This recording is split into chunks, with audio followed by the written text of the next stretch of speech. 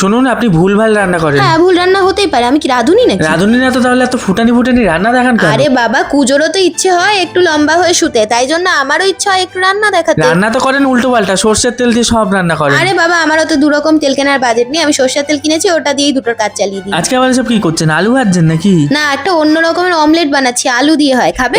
এইগুলোই আপনার দোষ। আলু দিয়ে অমলেট মানে যা তা না। পারেন তো না, তো পাকামি মেরে করতে যান কেন এইসব? আরে মশাই, আপনার কি প্রবলেম? আপনি এসছেন কেন আমার রান্না দেখতে? আপনাকে কি আমি ডেকে এনেছি ইনভিটেশন পত্র দিয়ে? আপনি হেভি বাজে লোক তো। আগের দিন চিড়ের পোলাওটাও তো উল্টো পাল্টা বানিয়েছেন, আমি সব দেখেছি। ফলোয়াররা কমেন্ট করেছে কারি পাতা না দিয়ে ধনে পাতা দিয়ে দিয়েছেন। আরে বাবা, ঘরে যা ছিল তাই দিয়ে বানিয়েছি। উফ, এত বাজে কেন আপনি? ফালতু কথা ছাড়ুন, খাবেন তো আসুন, খেয়ে দেখুন কেমন হয়েছে আর বলুন। তবে আপনাকে একটা কথা বলছি, ধনে পাতা দিয়েছিলেন তো কি হয়েছে, খেতে কিন্তু ভালো হয়েছিল। আজকেরটাও দেখে মনে হচ্ছে খেতে ভালো হবে।